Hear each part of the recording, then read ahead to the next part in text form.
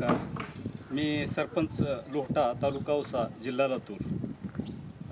आमच्या इथे बेलकुंड, देवतळा, लोहटा माकणी हा जिल्हा मार्ग अत्यंत खराब होता आणि जा ये करण्यासाठी अडचणी होत होत्या. कुठल्याही प्रकारची शेतीमालाची वाहतूक, ऊस वाहतूक, विद्यार्थ्यांच्या शाळेसाठी जाण्याचा प्रश्न, असे बरेच प्रश्न होते.